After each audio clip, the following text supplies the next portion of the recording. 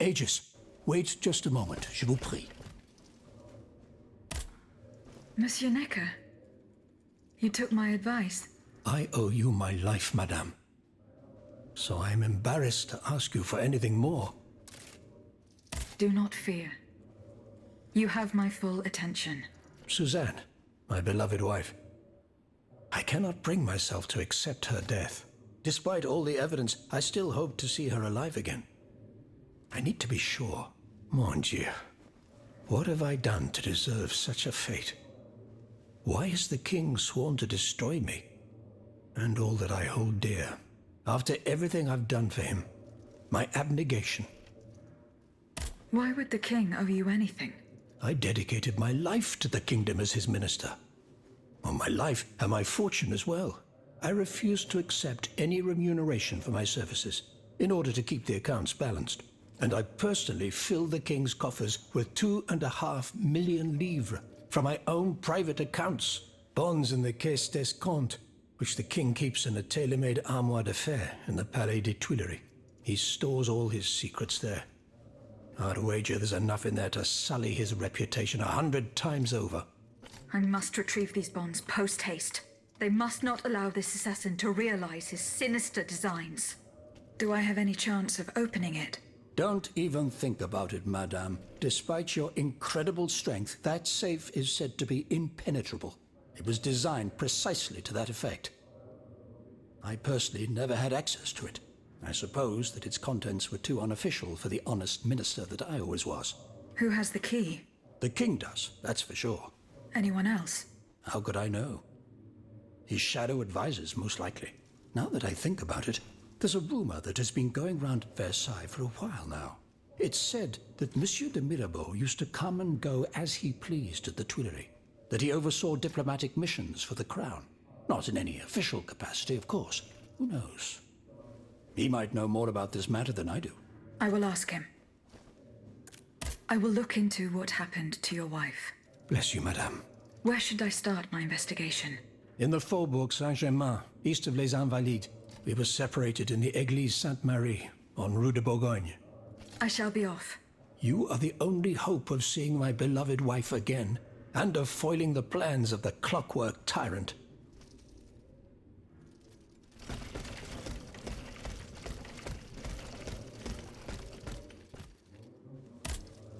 Citoyen Mirabeau.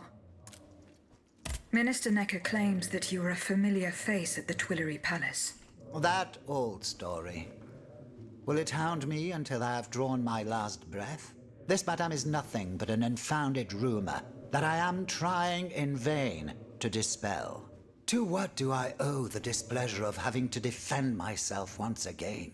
I must get hold of some documents that are kept in an armored safe in the king's chambers. What lock could resist your talents? Minister Necker said it was indestructible. Oh, I see. Well, let me think. Who could help you? After all, a lock is nothing more than a simple mechanism. Nothing that can resist the expertise of our dear Monsieur Bailly. Why don't you ask him for help? I'll be sure to do so. Now, who else might be of use? Oh, there's Monsieur Lavoisier as well, our gunpowder commissioner. I'm sure he'll have no trouble finding you something you can use to blow the door off that stubborn safe. Good. I will go and find him. Now, if you'll forgive me, I have an urgent matter to attend to. You are forgiven for everything. In that case, it has been a pleasure, madam.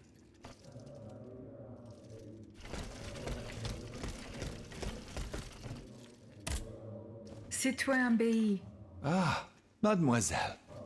Well, what news? I'm looking for a way to force a lock that is supposed to be unbreakable. Monsieur de Mirabeau advised me to ask you for help. But I'm an astronomer, mon enfant, not a locksmith. I know my way around lenses, filters, racks, and tripods.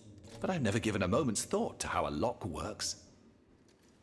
God, Monsieur de Mirabeau was joking with you, that's all. Où est-il, ce brave homme? So that we might ask him. He has left. A matter that could not wait. Excuse me? Do you mean he left the convent? That's madness. What was so important that he would put himself in such danger? Intriguing indeed.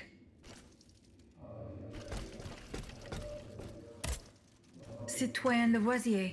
What can I do for you, Aegis? I would like to access the contents of a safe that is supposedly unbreakable. Dare I ask for your help, Monsieur Lavoisier? And how can I be of assistance to you, madame? I need gunpowder to break through the door. Gunpowder? But I don't have a speck of it, mon ami. Do you think I just walk around with explosives in my pockets? Oh. I apologize. It was Monsieur de Mirabeau's idea. Mirabeau? What is this ridiculousness? I suspect he knows full well whatever he's playing at. Where is the animal? So we can ask him what's truly going on. He has left. He had an urgent matter to attend to. Eh bien, I'm sorry, madame. If I could inspect the safe and determine what metal was used in its fabrication, I might be able to find a solution. But given the circumstances, I'm sadly not in a position to help you. I understand. Goodbye, citoyen Lavoisier.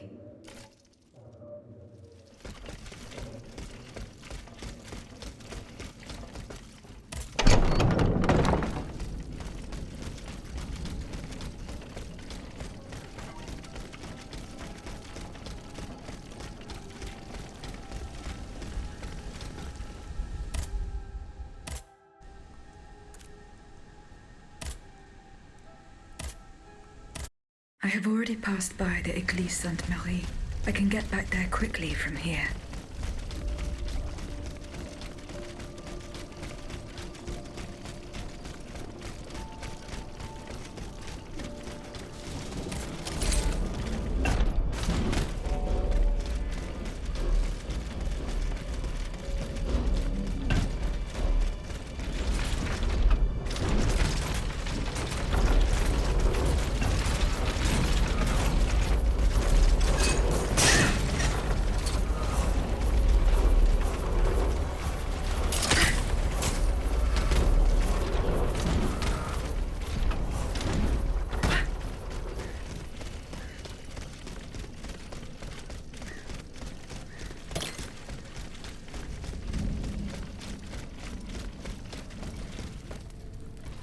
Some worshippers were able to escape the automats.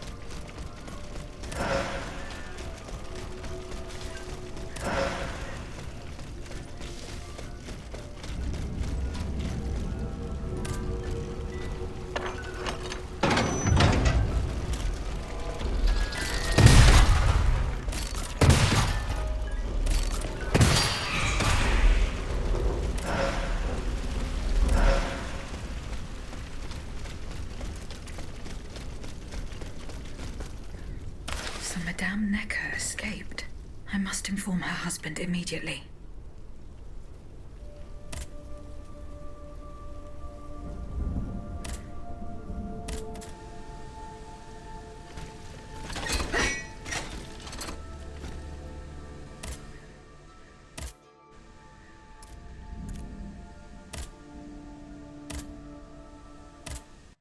Here I am at an impasse. Should I go to the Tuileries to examine the safe?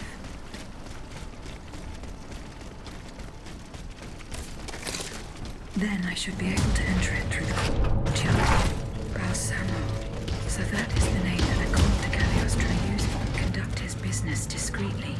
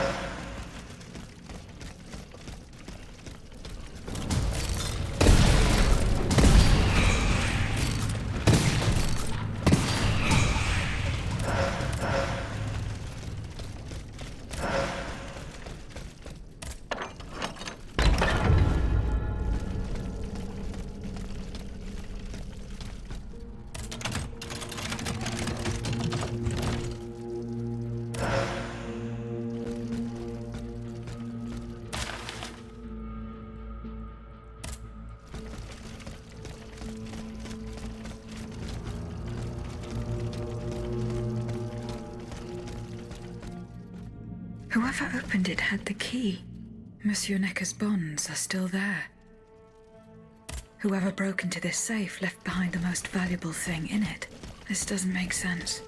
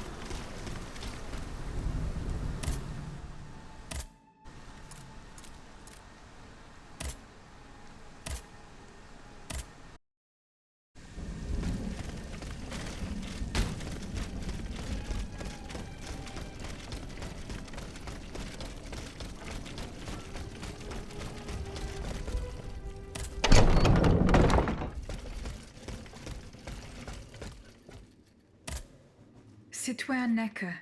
Pardon me, madame. Eh bien, Do you come bearing good news? Your wife. You may rest easy, monsieur. Your wife escaped the massacre. She returned home and left you this letter. Mon Dieu. She's going to meet our daughter and son-in-law at our charity hospital. She may already be there. Madame, I did not dare to dream of such an outcome. My wife and daughter. Can you imagine? And I thought I had lost both of them. The three of us will be able to leave the kingdom and put these horrors behind us forever. What about the bonds? Oh, the bonds. Do with them as you see fit. As long as the king does not use them. As for me, I'm going to find my family at once. Thank you. From the bottom of my heart. I pray that your efforts will be successful. Adieu, madame. Adieu. Minister Necker has given his bonds to me.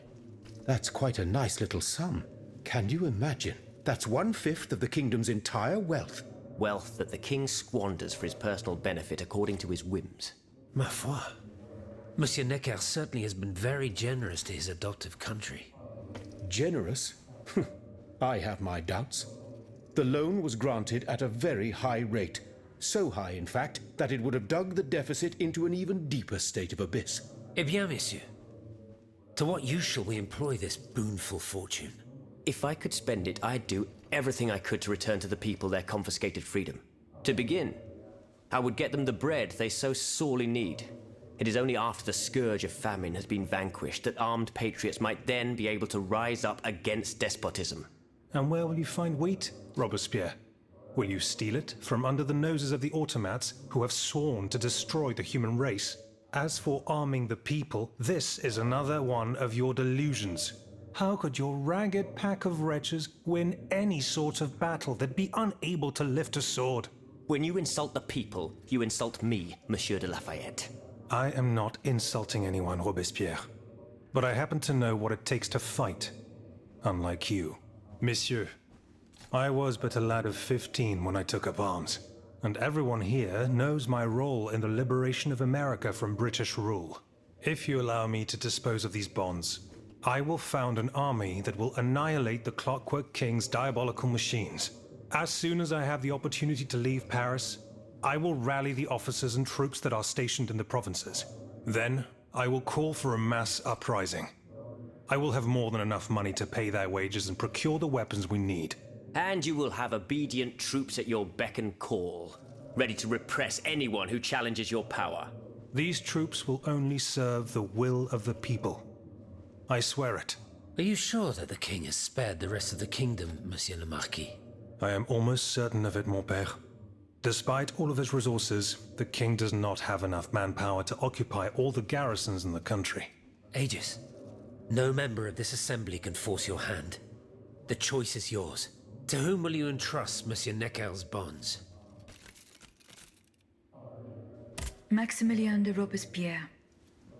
I have chosen to entrust this fortune to you. Very well, madame. I promise that I will use it for one purpose only. Freedom for the people and by the people. When a monarch violates the people's most fundamental rights, insurrection is their most sacred and indispensable duty. But we must be wary of warmongers, who claim to defend our happiness. Bon sang, am I the only one who is weary of hearing these tiresome monologues? For they wish only to silence us, and take their own turn at playing tyrant. Congratulations, Aegis. You've chosen a speechifier as Commander-in-Chief.